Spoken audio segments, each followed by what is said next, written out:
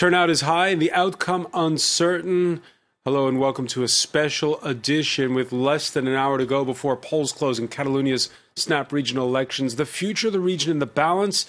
But if the polls predict another inconclusive result, then it could leave a bitter taste. This is an election ordered by Madrid after that banned October 1st independence referendum and the jailing of separatist leaders as part of the first ever triggering of direct rule provisions built into the 1979 Spanish Constitution. We're going to be crossing to Barcelona at the conclusion of what's been a strange campaign. The leader of the separatist camp has been campaigning from Brussels, Carles Puigdemont, in self-imposed exile, and he could win again. He faces possible arrest, though, for sedition, rebellion, and misuse of public funds if he returns. The number two of the region has been campaigning from a prison cell outside of Madrid. And as Catalonia's crisis plays out, the rest of Europe watching and wondering why it's all come to a head in Spain's most prosperous region. We're going to be asking what it says about regional sentiment, identity politics across the continent. We'll be crossing to Barcelona in a moment. First, though, let's say hello to our chief international affairs editor, Robert Parsons. And we'll be crossing over to Sarah Morris in Madrid, our correspondent there in a moment. The France 24 debate on Facebook and Twitter, the hashtag F24debate. The pro-yes camp had a wafer-thin majority in the previous legislature, a majority of seats with less than half of the popular vote going to a coalition of separatists that stretch, you can see here, from the center-right all the way to the far left. This time, the field once again fragmented on both sides of the aisle. Laurent Berstecker has more. All eyes are on Catalonia, but the stakes are higher than simply forming a new government or knowing how many pro-independence MPs will sit in parliament. The vote is likely to have far-reaching consequences for the future of Spain and its leaders. For the separatist camp, it's almost like a new referendum on independence, the results of which Madrid will this time have to recognize. Police intervened with a lot of aggression. They didn't let us vote. It was a very sad day. But now the people want to vote and decide for themselves. For Mariano Rajoy, the vote is a chance to consolidate central power and to reassert his legitimacy as prime minister. Madrid also hopes a separatist defeat could deal a near-fatal blow to their dreams of independence. In a few days, we will have a magnificent opportunity to recover normalcy, tranquility, conviviality, which is what people truly want.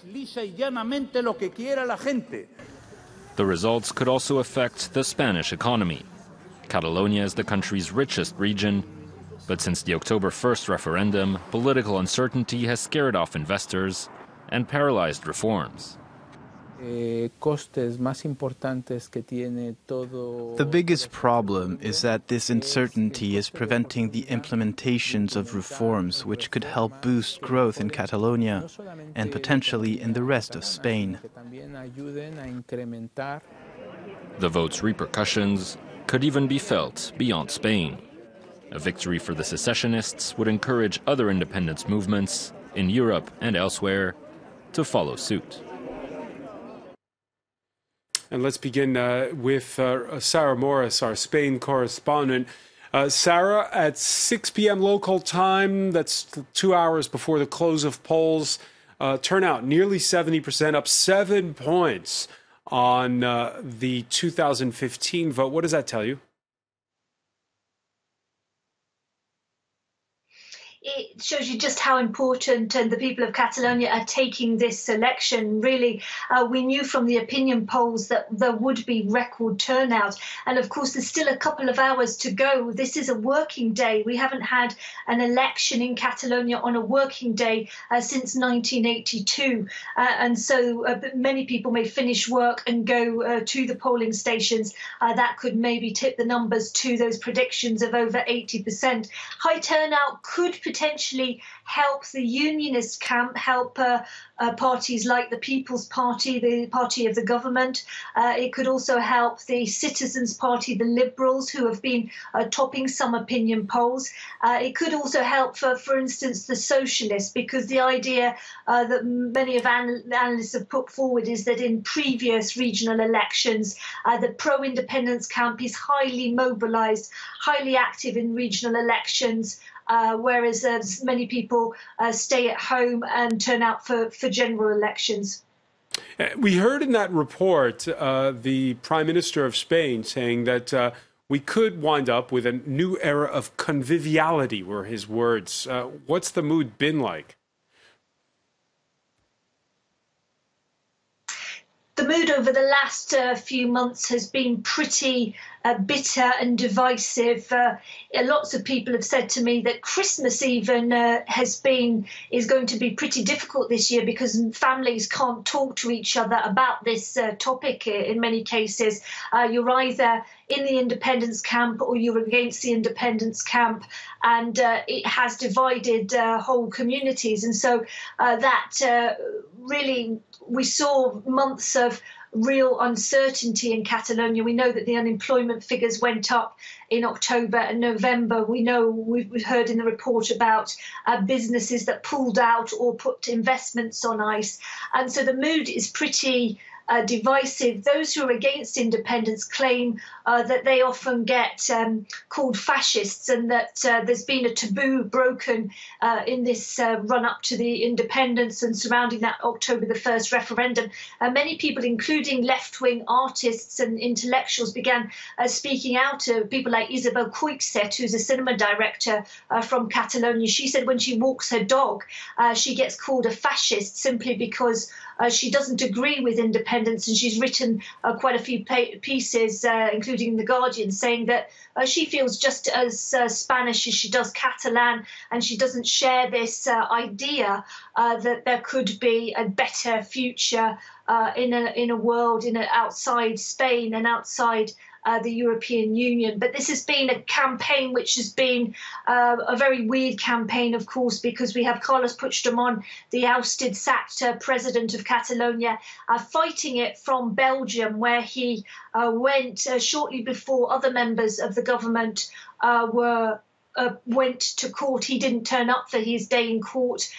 We know that Oriol Junqueras, his deputy, is in a prison quite near Madrid and has had to fight this campaign through sending out letters to his supporters and through giving a radio interview, which was really a recording that he released. So it's been a pretty strange campaign, and many people are hoping that it will provide some kind of conclusion. But if the figures are very, very close, it might not prove decisive.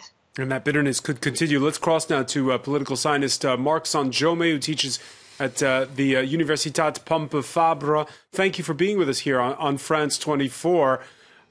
Before I ask you about the mood in your own family, have you been out to vote? Yeah, I have been out to vote this morning. And did you vote for a unionist or a separatist candidate?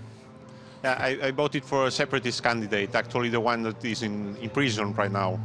Oriol Junqueras, first of all, Sarah Moore is talking about the bitter division that's run even within families.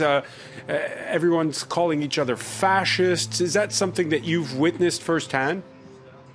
No, I have to say that in Catalonia there is a lot of political tension, a lot of political debate. There has been this debate the last months, the last weeks. But I wouldn't say that there is that much tension that people within the same family they become angry at each other. It's more a social tension. It's a debate on the future of Catalonia and the future of Spain too. What does the higher turnout tell you? Well, the higher turnout, it's a very important number, because what we know is that people that normally don't vote, they are less pro-sovereignty than the ones that normally vote. So we could expect that higher turnout can mean less support for independence. Obviously, this is a very special election. We are voting in a working day, and the campaign has been really strange. So we cannot make it a sure forecast, but the forecast chances would be that pro-union parties would be stronger with a stronger turnout. Is there a way afterwards, whatever the outcome, to tone it down? Well, afterwards we will see the reality of the Catalan society. We are a very plural country, a very complex country, and the Catalan parliament will reflect a very diverse parliament in terms of political forces. So parties will reach agreements. Of course, even if there is a non-separatist or a non-pro-sovereignty government, the Catalan issue, the territorial question, will remain there, and the demand for a self-determination referendum or for an agreement for more autonomy will still be there. So the issue will not be over, of course. Yeah, you mentioned what a strange campaign it's been among those voting this Thursday. Marcela Topor, the wife of deposed Catalan President Carlos Puigdemont, she cast her ballot in the family's local polling station in the village of Sant Julia de Ramis, that's near Girona. As for her husband, he spoke from his self-imposed exile. There you see her voting there. His self-imposed exile in Brussels. Today is not a normal election day. What with candidates in jail and candidates in exile, interventions into the institutions of our country, and a lack of freedom of expression. That said, today is still a very important day for Catalonia, most of all for the future of Catalonia. Now, Marc Sanjome, the candidate you voted for, Oriol Junqueras, said in one interview, "I don't hide from my responsibilities." It seemed to be a dig at Carlos Puigdemont, saying, why are you in Brussels? What do you think about the fact that Puigdemont's in Brussels? Well, I think he took the responsibility as a president to remain safe in other country, in a foreign country. The presidency, the figure of the president in Catalonia, it's a very important institutional element of Catalan self-government. And I think that the president's idea was to preserve the president out of the prison, to stay there in order to say that the Catalonia has legitimate claims and to participate to this campaign. Of course, after the campaign, tomorrow we will see how the president or the former president behave.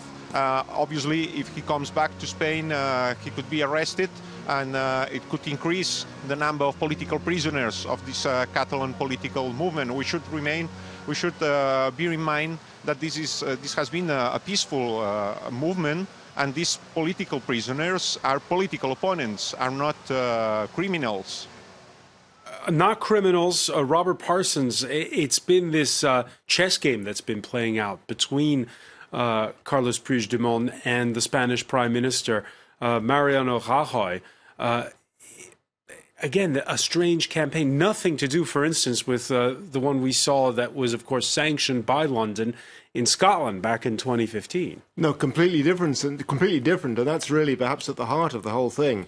What the Spanish government, I think, has to recognise, whatever the result of this election today, is that there is a genuine problem that has to be addressed. The people of Catalonia, like the people of the Basque Country, Galicia as well, have a sense of identity and have a sense of grievance. Spain is a country of many autonomies, and unless it's recognised, I think, in Madrid further down the road or perhaps sooner, that is a problem that they have to address. The issue of autonomy. This problem is always going to exist. To a degree, we've got over the problem in the United Kingdom because Scotland has been conceded over the years considerable autonomy to add to the autonomy that it had already in the past. And Westminster conceded on the issue of a referendum. Perhaps the big mistake in Madrid has been not to concede on the issue of a referendum, to frustrate the desires of the people of Catalonia to express themselves, and by doing that, increase the desire for separatism rather than reduce it. Marc Sanjome, for you, is it independence or bust, or can there be a deal whereby the region has yet further autonomy? Yeah, I think that Catalan national movement has always been a moderate movement. And through the years, the Catalans have thought and have worked for a more federal Spain, a more territorial autonomy. Of course, this is not possible today, and the Catalan politicians consider that given the current majorities and given the political position of statewide parties in the Spanish parliament, this is not possible. The proposal of holding a referendum in Catalonia with a different prime minister in Madrid, under different circumstances, would you be willing to accept something less than independence? I think that there would be a consensus on that in Catalonia, that more autonomy would be desirable in Catalonia, but this is not the situation. And also the opposition parties in Madrid are really close to a kind of federal reform to Spain. We will see what happens in the next years, and probably some parties will push forward for a more federal Spain. If they do so, I think they will get supports from Catalonia, but Catalonia has the right to self-determination, and 80% of the Catalans want a referendum on self-determination, a fair and legal vote. And that was expressed the last 1st of October, and this has been a political demand during the last year, supported by many parties in Catalonia and by a majority of the Catalan parliament. Political scientist Marc Sanjomi, I want to thank you so much for joining us live there from Catalonia Plaza in Barcelona. Now, the spearhead of the unionists in Catalonia, she could be the leader of the biggest bloc in the new regional parliament.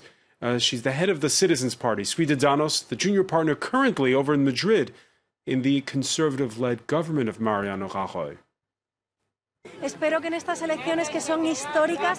I hope these historic elections can achieve a historic turnout. This election is probably essential to our coexistence, essential to the reconciliation of all Catalans. I hope we flood the ballot boxes with votes and achieve a result that we will remember for a long time to come.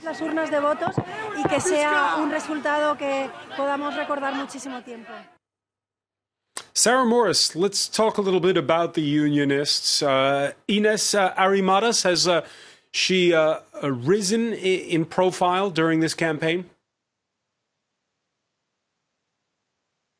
She certainly has. She's been the biggest surprise, really, in this campaign.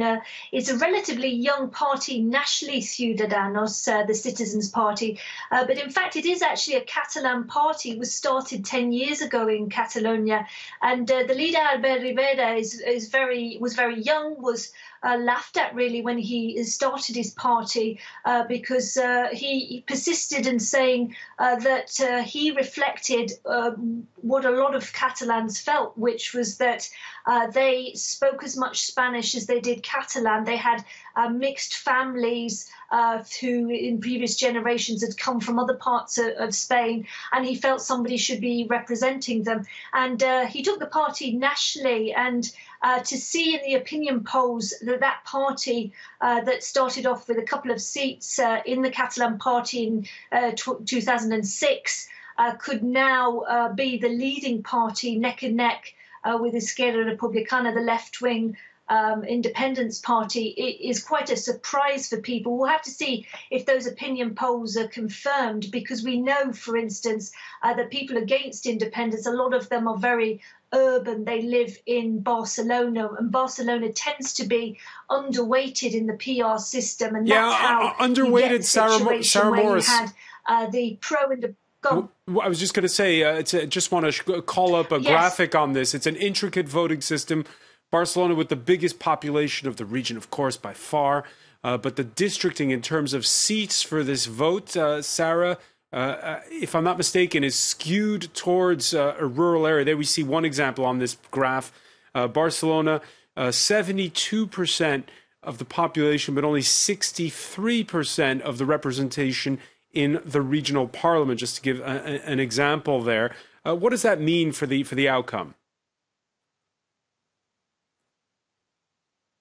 That means that, in theory, the Citizens Party will have to work a lot harder than, for instance, Carles Puigdemont's party to get seats. So we might see a situation where the Citizens Party wins in terms of numbers and percentage of vote, but ends up with less seats than Izquierda Republicana, the left-wing Republicans. So it will be a battle because, of course, it's only really seats that matter.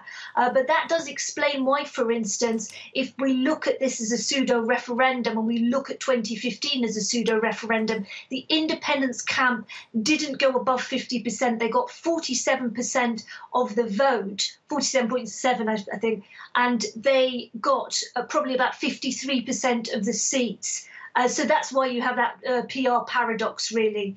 And that will mean that, in a sense, this issue never gets settled. Or would it get settled? Interesting, Rob saying, if Madrid had given a referendum, would it be settled once and for all? The Spaniards don't take that attitude. And interestingly, that's something which only the Podemos party supports, the idea of a pacted referendum, because most Spaniards take the attitude there would be never-endum. So many regions would continually be holding referendums, and that actually there is a pact that was made in 1978, which was put to a referendum, and 90% of Catalans voted for it.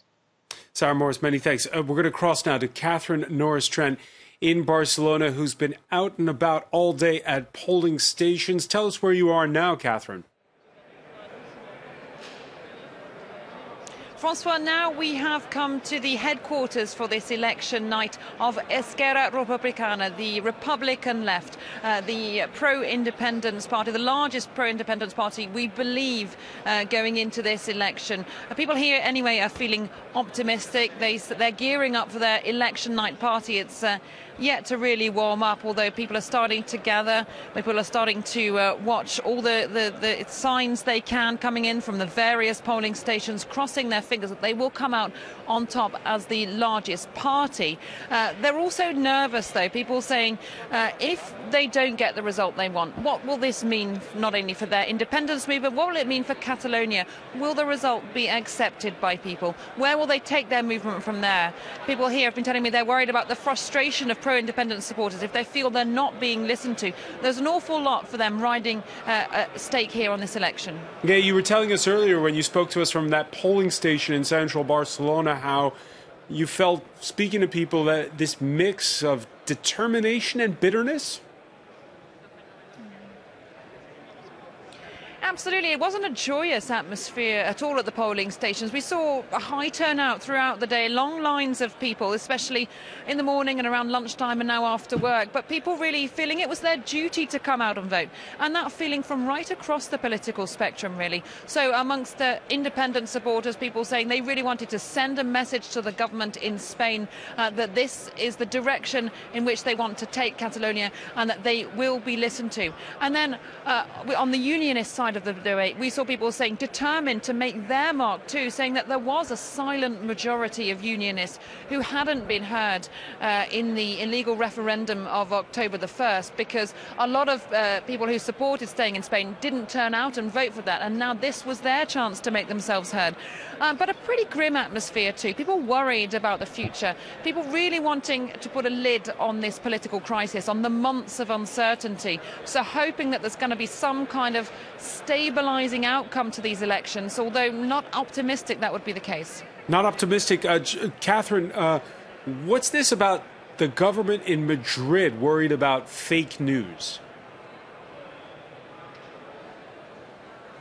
Yeah, we've been hearing that the government, the Spanish government, has been worried about the possibility of false results being published, about those being misinterpreted, and that causing some unrest or some upset and causing problems here. So they've put a number of measures in place. The vote counting has been handed over to a private company, and they're going to be counting all the ballots by hand. It isn't going to be done at all electronically. It's not going to be digitalised at all, and that, we're told, is to ward off the risk of any kind of possible cyber attack. Obviously, we've heard lots of news about that in relation to previous elections and fears of influence, outside influence on elections. So that's trying to allay those fears. We've also got bans on publishing anything other than the official results for quite a lot of news websites. The government said it set up a fake news bot busting service, which is going to be on the lookout to that. And those sites could be taken down. They could face legal problems. But we've also got pro-independence supporters who say they're going to be watching these results very carefully too. In fact, I've just been on the phone with a pro-independence supporter from just outside Barcelona, and she said she's going down to her local polling station tonight to watch the vote counting for herself because she is very suspicious. She fears manipulation on behalf of the authorities, that they will be seeking to use these elections to put a lid on the independence movement. The various independence parties have said that they will be watching the vote counts very carefully indeed. There's a lot of mutual mistrust here. And one final question for you. It's coming up to 24 minutes till the top of the hour when the polls are scheduled to close. When will we get those first results? Well, this is the question, isn't it? Because part of this crackdown on fake news on behalf of the government means there's going to be no official exit polls. We are getting exit polls from Spanish media as early as 8 o'clock, although we haven't got exact times for when they'll filter through. Again, though, those are run by the media, conducted by the media, often telephone interviews themselves on samples of the population. So those perhaps are guide figures. Then after that, we should get around 80% of results counted by 10 p.m. That time frame could slip.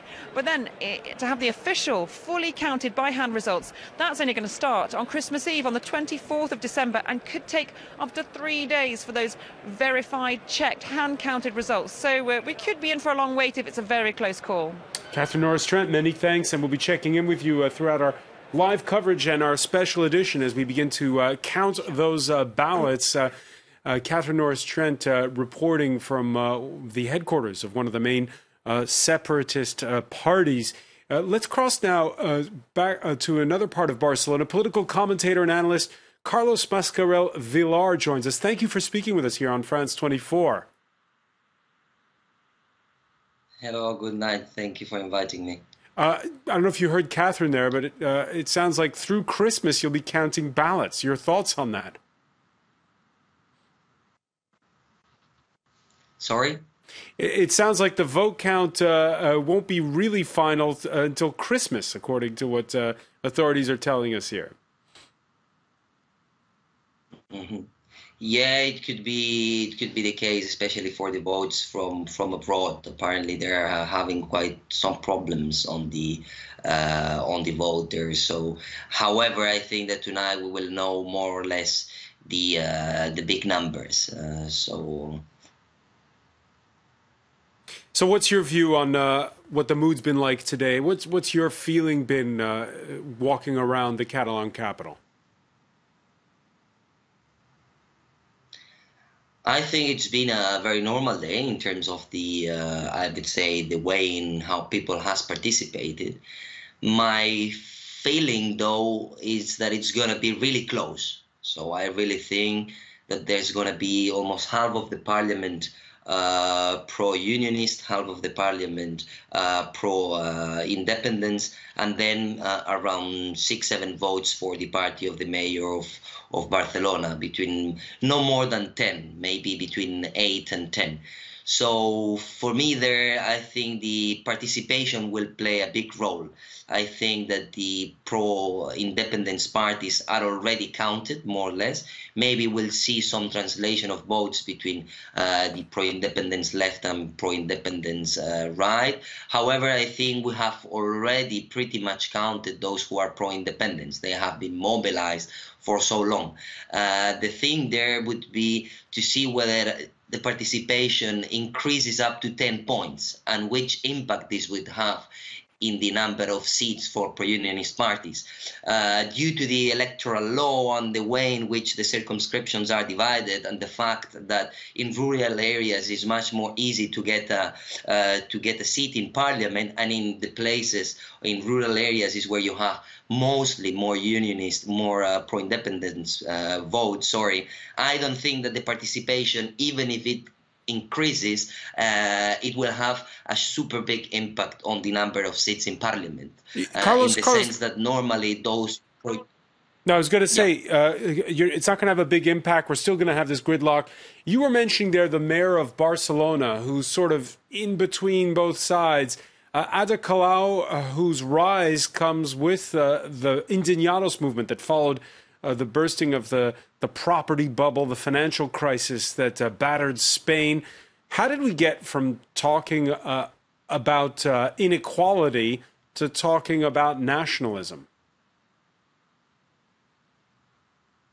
Well, I think this is a subject you cannot avoid in Catalonia. I mean, you cannot be in the political spectrum on the public space in Catalonia without addressing the issue of nationalism or the relationship between Catalonia and Spain. However, the position of Ada Colau and her party is in middle position. So it's a position which tries to keep the balance between those who are in favor and those who are against.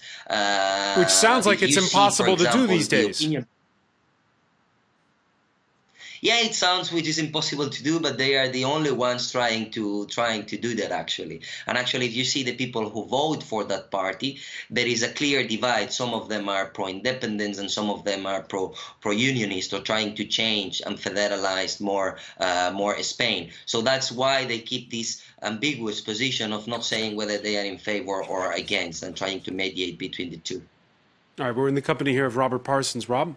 Yeah, I just wanted to put one question following what you've been saying. You know, given the fact that it's unlikely there's going to be an outright victor here, that a hung parliament seems the most likely outcome, we're pretty much restating what the problem was before. What is the way forward in a situation like that for the government in Madrid?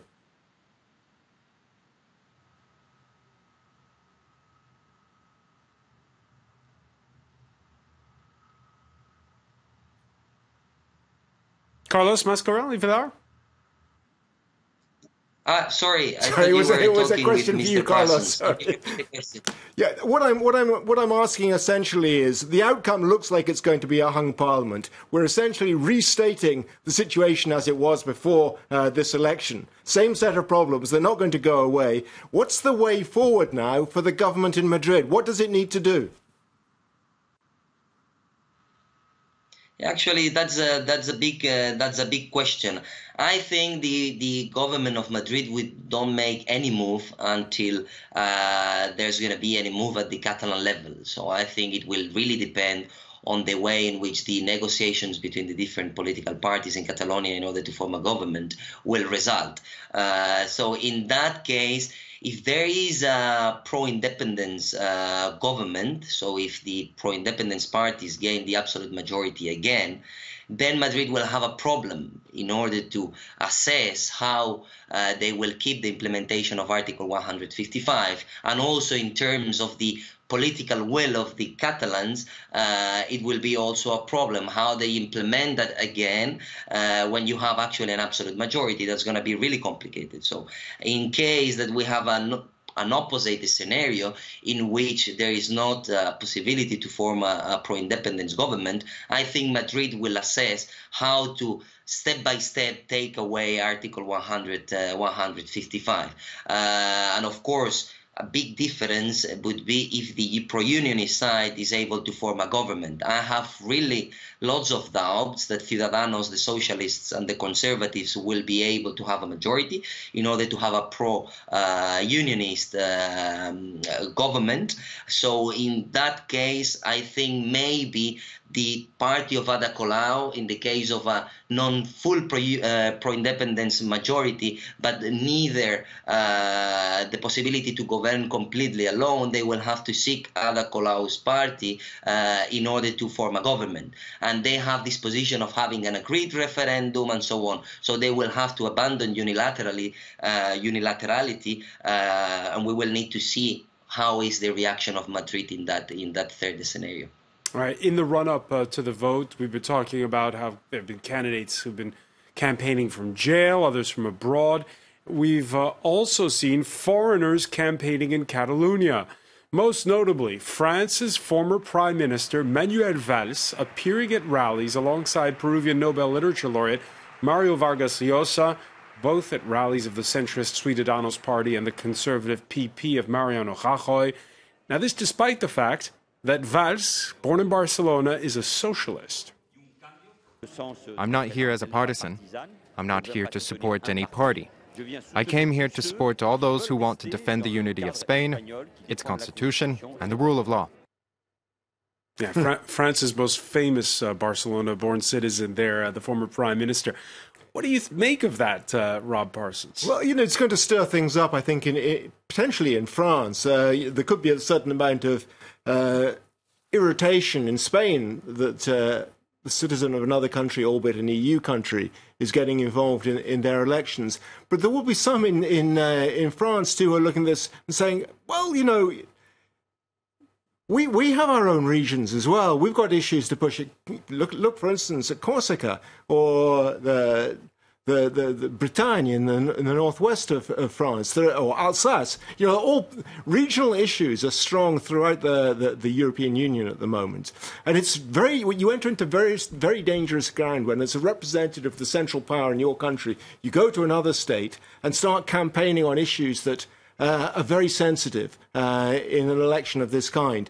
Whether there will be a backlash against it, I don't know. Probably not. We've seen politicians getting involved in other countries' elections in the past.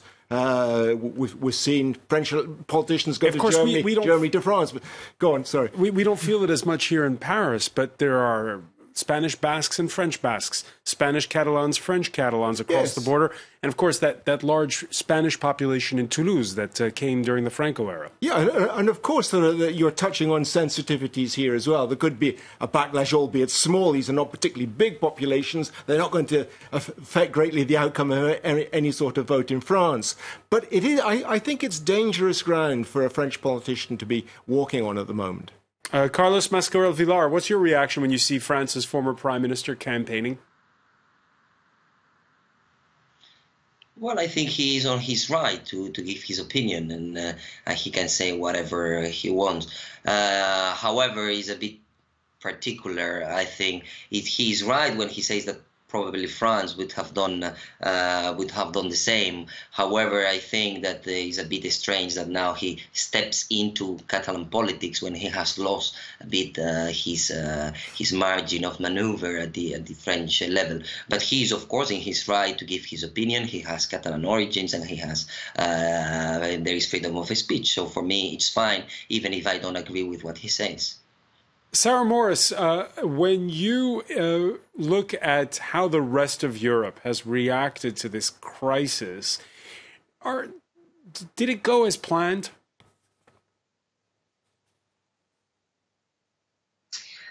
Well, I think that the Spanish government and probably those who were against independence were fairly shocked that the coverage, initially at least, of the covering of the independence side point of view, was very much focused on how Spain was a fascist state, was returning to the kind of tactics that were used under Franco. And of course, that started particularly on the referendum day when there were police charges and the use of rubber bullets. But they felt that the prism of Franco coloured a lot of the coverage.